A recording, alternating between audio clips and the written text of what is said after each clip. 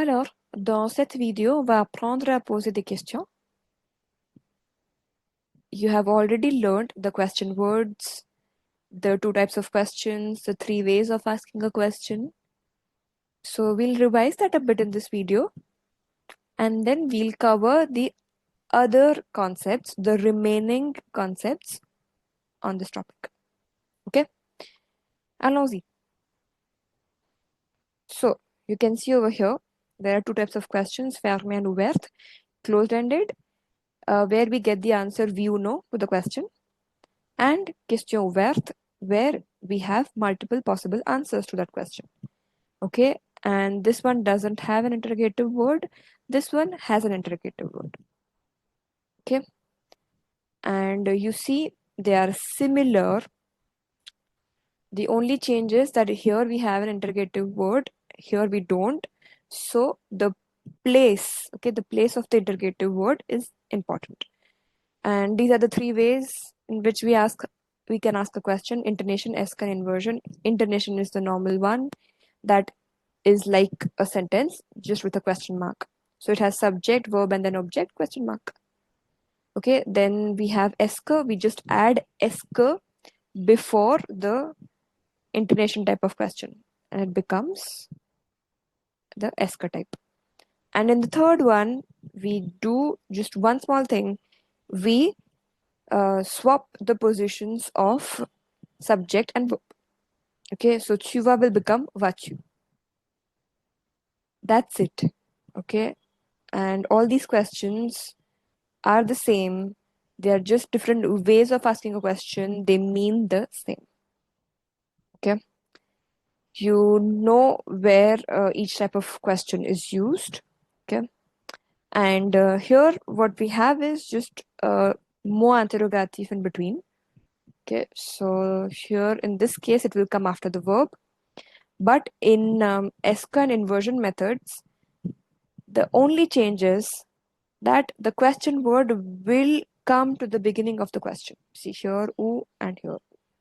If not, esque and inversion methods are just like the closed-ended questions. Okay, see here, mot interrogatif, then esque, then sujet, verb, objet, and here we have mot interrogatif, then inversion, and then object. Okay. And then there are a few exceptions or irregularities or different structures that you can see in the previous video. Okay, those parts are covered in the previous video. Okay, so watch that, and here we'll cover the new topics. Okay, for example, what if the question is negative? Ok, donc la question négative. What do we do? It is simple. Let's take the same question. Okay. Tu vas au cinéma avec tes amis? Okay, so here, this is the first type. So what do we do? It is like any other sentence or any other verb that is negated, na before the verb and pa after the verb. That's it. Okay, whether it's a question or a sentence, that's what we do. Na before the verb, pa after the verb. Okay, if it is esque question, yes, est-ce que tu vas au cinéma avec tes amis? Here, we just add na before the verb and pa after the verb. Voila. And then for this one, ne vas-tu pas au cinéma? Okay, we cannot separate these vas-tu. Okay, this is one element. So na before it and pa after it. Okay, so in inversion, it's a bit different. Okay. Yes, that's it. That's how we write or say a negative question. Okay. Next, if there is one verb, okay, like in this case, only ale, it is easy to know that you will do inversion of the verb and the subject. But what if there are the verb, two verbs? Okay. For example, in future prosh, we have two verbs, or even in present tense, we can have two verbs, right? And we also have passé composé that we'll cover. Let's start with this one. Tu vas aller au cinéma avec tes amis. If we have two verbs, what do? It doesn't change in intonation, you see. Okay, it's like a normal sentence. Here also, we'll just add est before it. Est-ce que tu vas aller au cinéma avec tes amis? Nothing changes. But in inversion, the confusion arises because there are two verbs. So, which verb do we take for inversion? Always the first one. So, the conjugated one or the first one, this one. Vas-tu aller au cinéma avec tes amis? Okay, you're going to go to the cinema with your friends. Are you going to go to the cinema with your friends? That's how it is. Okay, if we take another example, tu aimes aller au cinéma avec tes amis? Similarly, est-ce que tu aimes aller au cinéma avec tes amis? Okay. And in inversion, we take the first verb, the conjugated verb for inversion. So, aimes-tu aller au cinéma avec tes amis? Yes, that's how it is. Okay, you should just know which verb to take for inversion. The first one, the conjugated one. That's it. Then whether it's a closed-ended question, question fermée or ouverte, doesn't matter. Everything else remains the same. Okay? So the tense or the number of verbs doesn't change the methods in which we write a question. Okay? Here you just have to see which verb to take for inversion. That's it.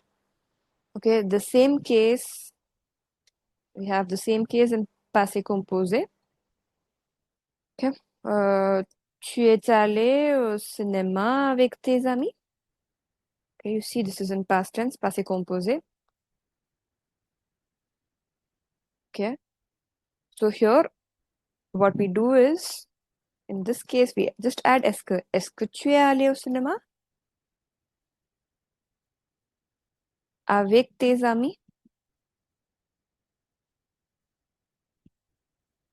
And in inversion, again, we take the first verb for the inversion, the conjugated one, not the past participle. Okay, so es-tu allé au cinéma avec tes amis? Yes. The same with question ouverte. Tu es allé où avec tes amis? Okay, so here, question word first, and then after est-ce que, the rest of the question. Avec, oh sorry, où est-ce que tu es allé avec tes amis? Here also, où first, then inversion, and then the rest of the question will be as it is. Okay, où es-tu à? Où es-tu allé? Not cinéma. Okay. Où es-tu allé avec tes amis? Yes, c'est ça. Okay, so that's it for passé composé. And now, one more thing that you should know.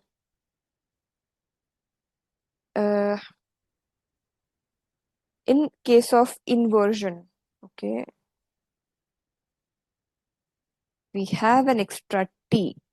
In which case? If we have something like this, il aime le café noir. He likes black coffee. So if we invert it, we have M and il. Okay. As always, we invert the subject and the verb. Okay. Le café noir. So here nothing changes, but we have a small problem over here. The clash of the vowels. So what we do is we separate them with a T in between. Okay, here we don't remove any letter.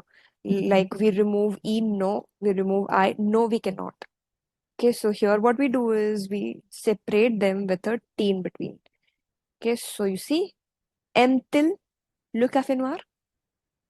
Okay, so if we have inversion with a verb ending in a vowel and the subject starting with a vowel, this is what we do. Okay. And the last thing that you should know is till now we have taken the subjects as the pronouns. Je, tu, il, elle, nous, vous, il, elle. What if it's a noun and not a pronoun? Okay, donc if sujet is a noun, okay, if it's not je, tu, il, elle, like this one, Marie part quand. Marie part quand. So what do you do? Again, in Esker, there is no change. Okay. What we do is Eske Marie part quand. And you know that the question word will come in the beginning. So, quand est-ce que Marie part? Okay. Here, no change again. But in case of inversion, we do not invert like this. Quand part Marie. Because Marie is not a subject, it is a noun. As in, it is not a subject pronoun. It's not je, tu, il, elle, nous, vous, or il, elle.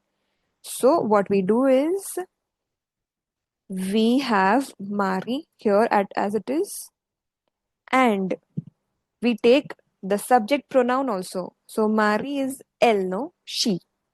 So, we'll take this subject pronoun to invert. Quand Marie part-elle? Yes. What we do is, we double the noun. We have the noun as well as the pronoun, and the pronoun will be inverted. Quand Marie part-elle? Okay. We'll take one more example. Tes amis sortent ce soir? Yes. Your friends are going out this evening. Tes amis sortent ce soir? So in est-ce again, no change. Just add est-ce before it. Est-ce que tes amis sortent ce soir? Okay, this is correct. Now, what to do in case of inversion? Here, we don't have the subject pronoun. This is a noun. Que tes amis. So we cannot invert like soft tes amis ce soir. No. What we do is we double the noun. We'll add the pronoun. Tes amis is which pronoun? Je, tu, il, elle, nous, vous, il, elle. It is il. They. Il pluriel. Okay. So then we have soft ce soir. And now we can do inversion because we have the subject pronoun. So that will be inverted. Sortent-ils ce soir? Okay, so tes amis sortent-ils ce soir? So you see how it works. We double the noun, we add the pronoun, and then we invert the subject pronoun and the verb. Okay, that is the case when the subject is not je, tu, il, elle, nous, vous, il, elle. It is a noun. Okay. So you see, basically you have to remember these changes in inversion only. In Esker, we don't have a lot to see. Okay. Oui, donc, commencez à poser des questions. Merci. Ciao.